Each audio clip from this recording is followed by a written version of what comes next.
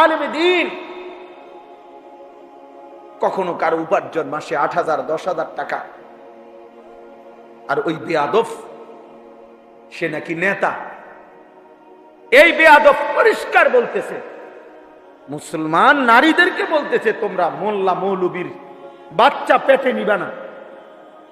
এত বড় জানোয়ার মুসলমানের ঘরে জন্ম নিল কেন? এত বড় বেঈমান,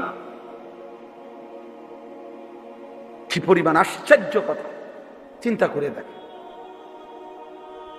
নারীর মর্যাদা, নারীর অধিকার, উলামায়ে কেরাম এ ব্যাপারে কিচ্ছু বলে নাই। বলছে কোরআন সুন্নাহ বিরোধী নারীর অধিকারের নামে যে প্রস্তাবগুলো দেওয়া হয়েছে এগুলো প্রত্যাখ্যান করছে।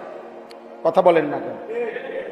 ইসলাম বলছে বাবার মৃত্যুর পরে আপনার উত্তরাধিকার সম্পত্তি 2 বোন 1 ভাই, নাকি? এটা আপনারা সবাই জানেন, এটা তো কোরআন শরীফের আয়াত। তো ওরা বলতেছে না, এটা সমান করতে হবে।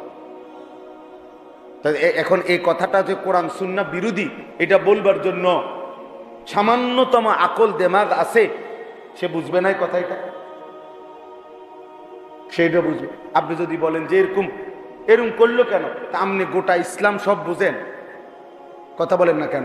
আল্লাহর সব বিধান আমরা বুঝি, তো আল্লাহর ফয়সালা আমরা মানি না?